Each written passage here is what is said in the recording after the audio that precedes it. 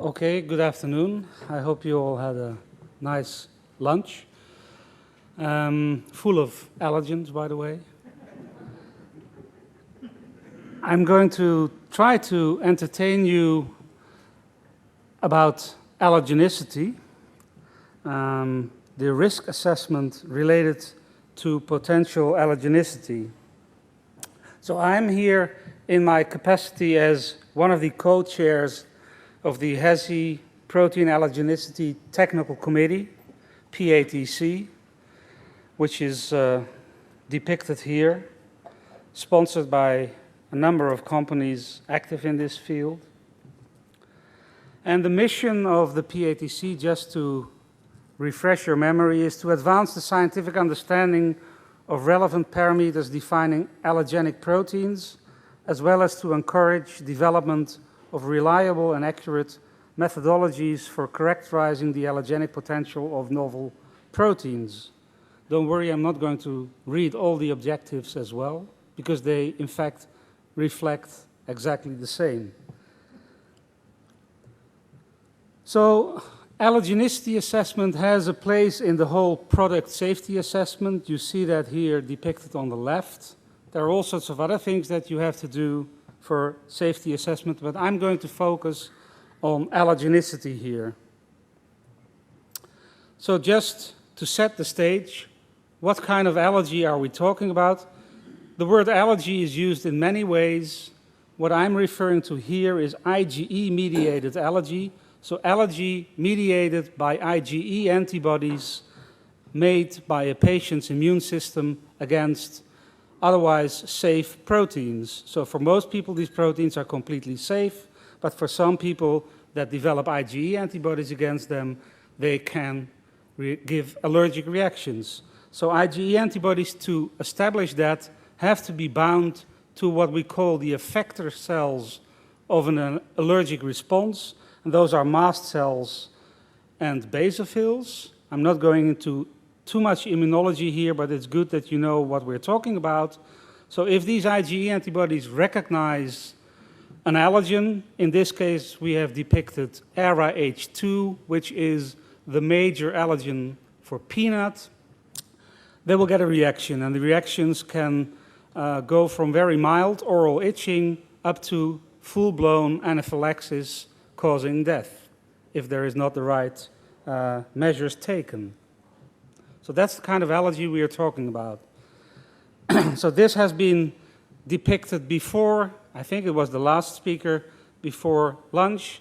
At several points there is the possibility that allergenicity plays a role. When you search for potential allergy risks, you can have a look at the host plant, at the gene that you want to insert, at the gene product, and at the GM plant that is a result of that. I will show you some examples of each of these. So what has also been mentioned is the Codex approach, the weight of evidence approach. And this is actually quite a complicated approach, but I think it is a good approach. So in this approach, there are multiple parameters that you want to evaluate to give a good opinion about whether there is a risk for allergenicity or not. So these include things like stability of the protein, has been mentioned, both to pepsin and to trypsin, the glycosylation of the protein, I will come back to that, heat stability, expression levels, gene source, immunological methods, and bioinformatics. I will come back to most of these things in the remainder of my talk. But first, I think it is very important, speaking about allergenicity, to establish what in fact is an allergen. In fact, there are two levels of proteins that you could call an allergen. The most stringent definition is that an allergen is a protein, an antigen, that sensitizes, so can induce IgE antibodies in a susceptible individual, and usually cause symptoms. We call that a complete allergen. But there are also cross-reactive allergens. What does that mean? That is an antigen, a protein that does not or cannot sensitize by itself but can cause symptoms because it is recognized by IgE. This is what we call an incomplete allergen. So an incomplete allergen is a protein that does not induce in a patient or in a potential patient the induction of IgE antibodies. So in fact, there are two potential risks. The first risk is a protein able to induce IgE antibodies, so to kick off the disease? And the second is a protein recognized by IgE antibodies that are pre-existing? So those are the two major risks. I will come back to endogenous allergen levels as well shortly, but these are the major risks. So what is the origin of food allergy? Related to this, there are essentially two ways to become food allergic. The first one is that you are exposed to the food, such as egg or milk, fish, peanut, hazelnut, you name it, you can become allergic. These are some of the most important allergenic foods, but you can in fact become allergic to any food. And the second one is exposure to respiratory allergens, so such as grass pollen, tree pollen, or house dust mites in house.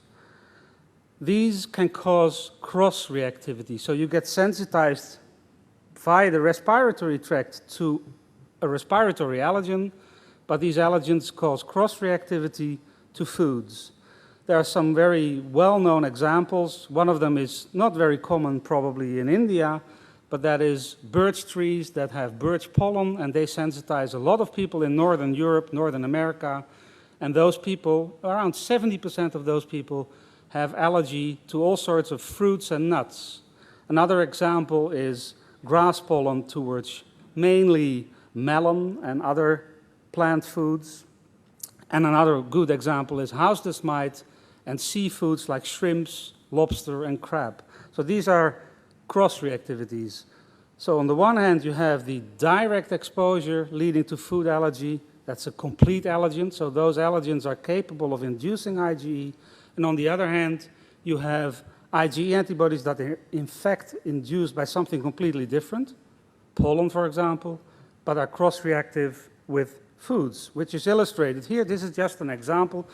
If you take the crystals of that allergen from birch pollen, which is called BETV1, that's the major allergen from birch pollen, and you compare the 3D structure to an allergen in cherry, it could also have been apple or hazelnut, you will see that there is hardly any difference, at first sight at least, in the structure between these two proteins, and this is actually the basis of cross-reactivity.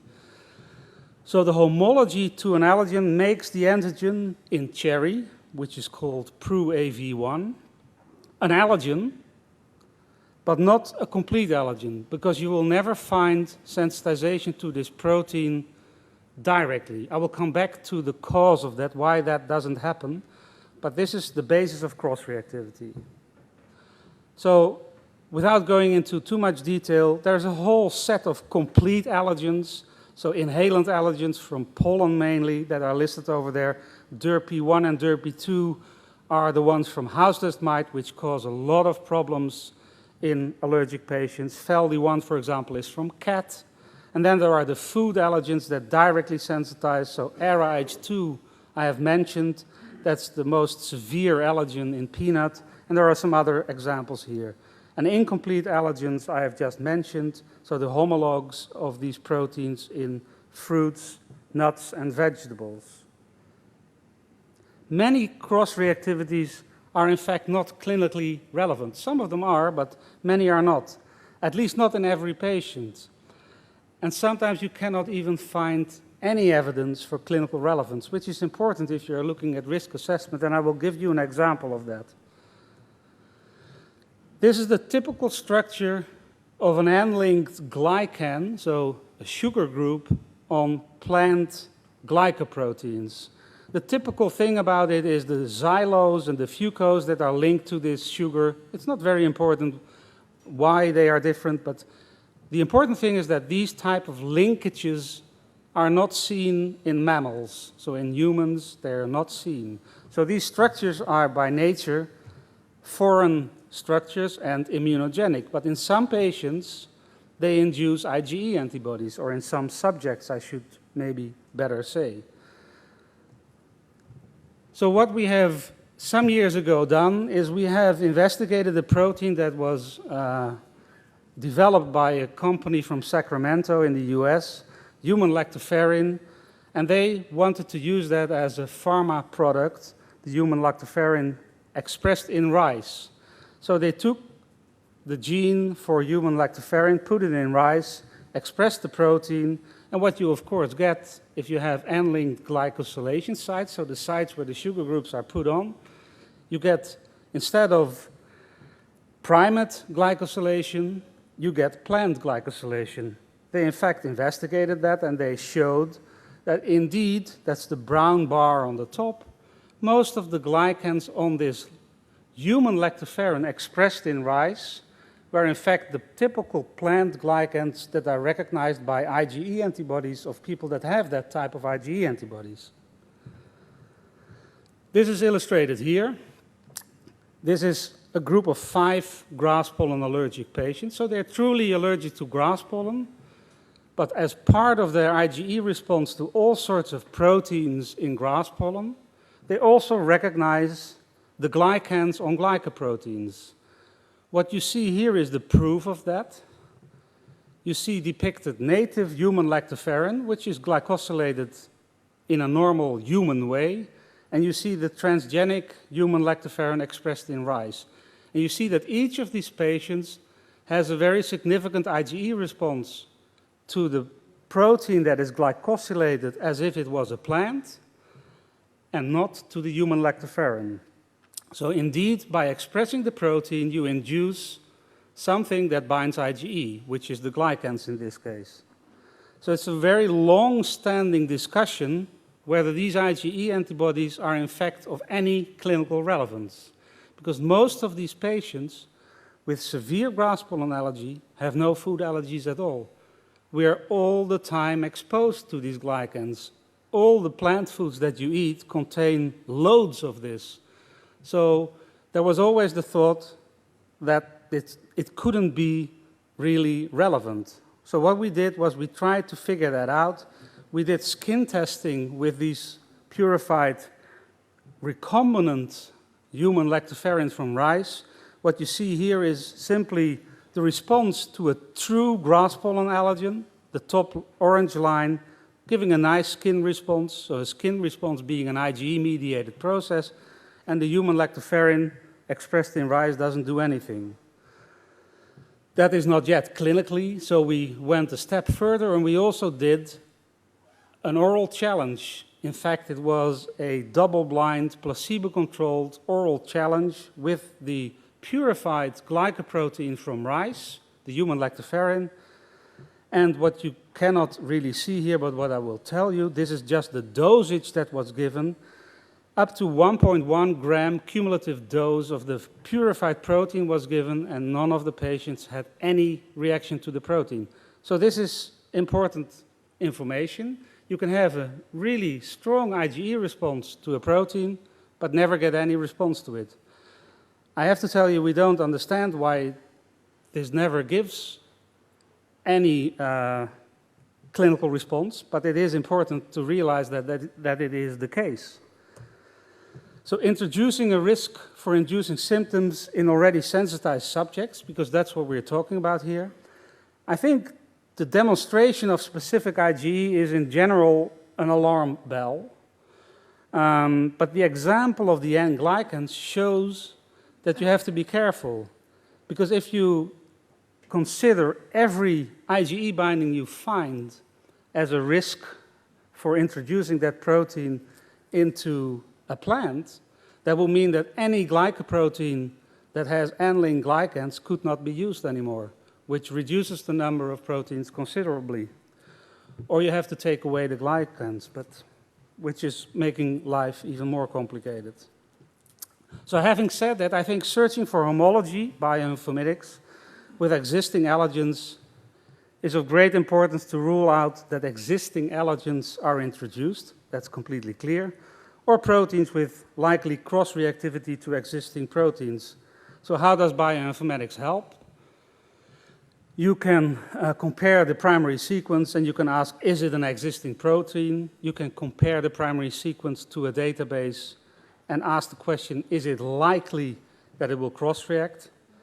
What bioinformatics so far at least is not intended to answer is whether a protein will become an allergen in the sense that it can sensitize. So the complete allergen, which is a much more complicated question. So at the University of Nebraska, there is an allergen online database, which is industry-sponsored but peer-reviewed by scientists from all over the world. And that contains all these primary sequences that you can use to compare any candidate transgene with. And the strategy is based also on Codex to evaluate the sequence for amino acid identity using local alignment programs such as BLAST or FASTA.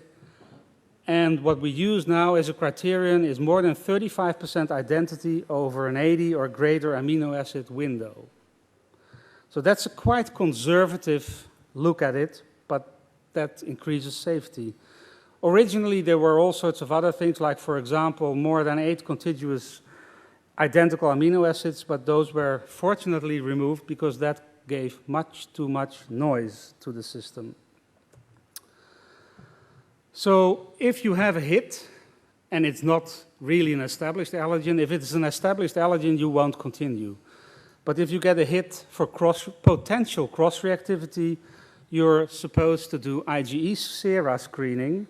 An issue of critical importance there is to use the sera that are well characterized. I just gave you the example of the grass pollen allergic patients that have IgE antibodies to carbohydrates. If you use those sera, any glycoprotein will light up as being positive. So that's, you have to be pretty sure what the serum you use for this is actually recognizing. So potential false positives are included in the system if you don't use the right patient sera. Another interesting aspect is important for risk assessment as well. Are you looking for a risk for mild versus severe symptoms? I know that probably at this moment, none of the industries will like to introduce a protein that has any IgE binding, but still it's important to realize that some IgE binding only causes mild symptoms and other IgE binding can be really life-threatening. If you look at risk, that is an important additional information. And to illustrate that, I brought a few slides from a 10-year-old project that we did in Europe looking into apple allergy. What you see here is a study we did in 4 countries, the Netherlands, Austria, Italy, and Spain. And we looked at IgE responses to 4 different allergens from apple. So one of them is the birch pollen-related cross-reactive allergen. And one of the other important ones is what we call the lipid transfer protein. So what you see in this slide, the first bar is the response in the 4 different countries to the first allergen, so the cross-reactive allergen. And the third bar is the response to this lipid transfer protein, which is a complete allergen, an allergen that sensitizes by consuming apples. It's quite obvious, everybody can see that the first 3 countries look very much alike. They all respond to this cross-reactive allergen. The explanation being in these countries are birch trees and there is birch pollen. So these people get sensitized to birch and they get cross-reactivity and become allergic to apple. In Spain, this was done in Madrid, there are no birch trees. So this response you don't see, but what you see is an IgE response to this lipid transfer protein. So you can tell me, well, so what? Well, there is an interesting aspect here. What you see on the right side is an SDS page of the protein, the lipid transfer protein, after exposure to pepsin for 1 hour. The protein is completely stable. Nothing happens to it in pepsin. So this is a stable protein. If you go to the panel on the left, you see the clinical responses of these apple allergens in the 4 countries that we studied. And the only thing I want to tell you here is that exactly those patients, the ones in Spain, highlighted with the red circles, they are the only ones that have severe symptoms. The ones that recognize the cross-reactive allergen only have mild symptoms. So OAS stands for oral allergy syndrome. So that's a little itching in the mouth, usually not much more. So this illustrates that the characteristics of a protein have an influence on the type of symptoms you can get. So this is relevant information. So the stability of the protein to pepsin and trypsin is relevant if we look at the kind of symptoms you can get. So it increases the risk. Stability increases the risk for getting severe symptoms. So this is the weight of evidence approach. Again, the same picture, but I've added some additional information under the different tests. So the stability to pepsin and trypsin is associated with symptom severity. I haven't talked about heat stability. The glycosylation I have talked about, false positive hits. The gene source, I think that's a logical precaution. If you take something out of a peanut and put it in soy, you want to be sure that you're not taking something that's a danger. Expression levels is an interesting thing. I will come back to that. But with respect to symptoms, of course, the more you put in, the bigger the risk is for severe symptoms. So I've talked about the first risk, so the transfer of an existing allergen or cross-reactive protein into another crop. And there, bioinformatics and serum screen are very useful. So the alteration or quantitative increase of endogenous allergens, existing allergens, requires analytical methods, that's clear. But I'm not going into detail here because we actually don't know anything. That's the big issue here.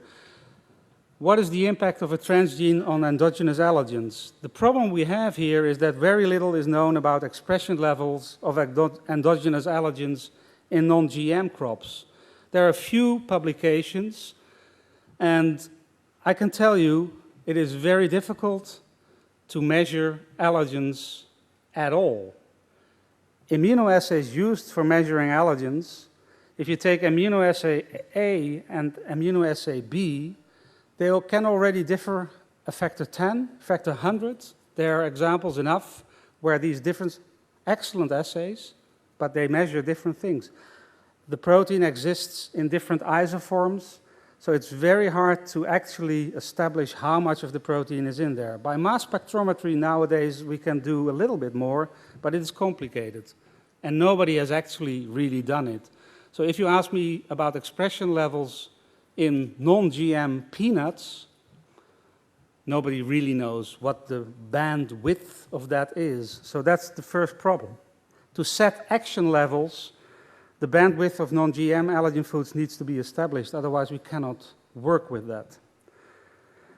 Of course, it's very intelligent to always tell people that you will try to avoid to increase the level of a protein by 100-fold if you know that it is a severe allergen. That goes without saying. But to demand an assay while not knowing what the actual level is in non-GM foods is a little bit different. And the last thing I want to talk about a little bit is, in fact, the most complicated one, and that is, can you predict whether a protein you want to put into a transgenic crop will create the risk of sensitizing people? If you know that it is an allergen, you might say, well, it's logical that that risk is there, but even that is not sure. I will try to come back to that, but it's a very complicated issue. And why is it so complicated? I've tried to list that in this slide. What makes a protein a complete allergen? So what makes a protein that can induce IgE production in non-sensitized, prone subjects? One of the things put forward is proteolytic activity. So proteolytic activity of the protein that you want to insert. There is some evidence, for example, for a house dust mite allergen, that indeed the proteolytic activity is having an immune modulatory capacity. That has been demonstrated in nice experiments. It doesn't actually demonstrate that IgE antibodies are necessarily induced against that protein at the same time, but it has at least a pro-allergenic capacity. Another issue that has been mentioned, a lot of allergens are lipid-binding structures. So the major cat allergen is a lipid-binding structure. The protein that I mentioned just before, lipid transfer protein, the word already says it, it's a lipid-binding protein.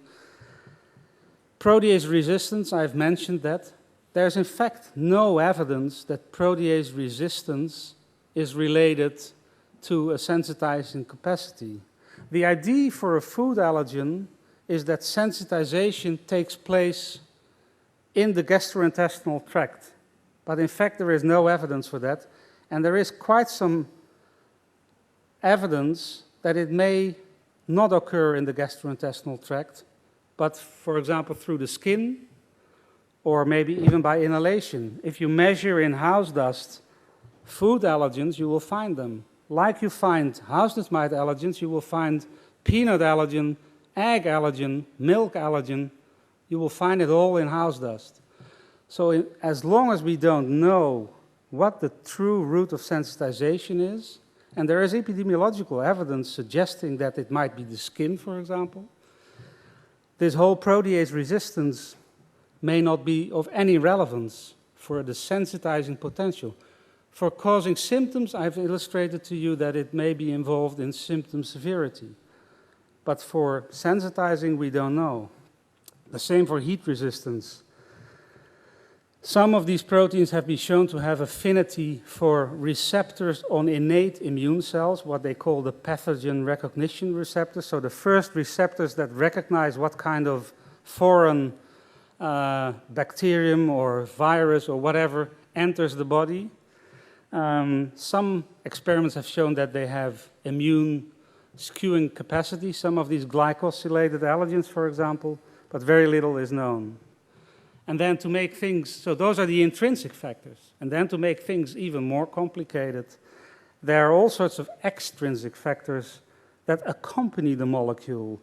And you cannot see it in isolation. So there are matrix effects. If you put a protein in another matrix, it may have completely different characteristics. Take the example of peanut and soy, closely related plants, in fact, legumes. The peanut allergen, ARA-H2, a 2-as-albumin, is really recognized as a very strong allergen. The homologue in soy, it might be an allergen, but it doesn't do very much. So it's very structurally related, but it doesn't really induce a lot of IgE. So we don't know actually what determines the allergenicity. Maybe the matrix is a very important issue. So I can't predict whether if you put ARA-H2, this very strong peanut allergen, into a completely different plant, into an apple, for example, whether it would be an allergen as well. Co-exposures in the environment, infections, the microbiome, level of exposure is a very interesting thing as well. So I know that in the assessment of GMOs, expression level is one of the things we always say it has to be a low expression level. And in most cases for GMOs, that is the case. But for allergy, it is not completely sure whether a low level is in fact better than a high level. There's quite some evidence now that if you are exposed at early life to high quantities of an allergen, for example, this peanut allergen, that this in fact protects you from developing allergy instead of giving you allergy. So the whole public health discussion about what to advise allergic parents to do with the diet of their child in the first years of life, that is a completely open discussion. Many doctors still say to those parents, avoid peanuts until they're at least 4 or 5 years of age. But that might be completely the wrong advice. So you can easily say, well, we want to only have proteins that are expressed at low levels, but maybe this is in fact increasing the risk instead of decreasing the risk. We don't know the best out of that. And then, to make it even more complicated, the genetic background will tell you also something. So the genetic background of the host that will eat the food. And timing and frequency of exposure is again another thing, very much related to the dose. So it's not very clear what to do here. And what we are asked to do is at least to look at animal models that could predict allergenicity. If you see this list of all sorts of factors that in fact can influence the development of allergy, it will be very difficult to develop any animal model, apart from the fact that these animal models are usually then performed with the protein taken out of the food in isolation, which, as I have tried to illustrate, doesn't tell you very much. So the weight of evidence approach here, I think, is very complicated. As I said, animal models to date have no predictive value at all, as far as I'm concerned. Glycosylation, very little evidence that it is a risk factor. Protease resistance, as I said, as long as the route of sensitization is debated, it is not clear whether it is a risk or not. Heat stability, there is no evidence available whether it plays a role at all in. My concluding remarks are to assess whether a protein will turn out to be a risk for sensitized subjects, so people that already have an IgE response, can be assessed with reasonable certainty by bioinformatics, IgE immunoassays, and protease and heat resistance evaluation. To assess whether endogenous allergen is increased is hard to establish without having solid non-GM information, and predicting the sensitization potential of a protein is still not really possible. So far, no animal models have been reported that can accurately, or maybe even closely to accurately, predict allergenicity. Thank you for your attention.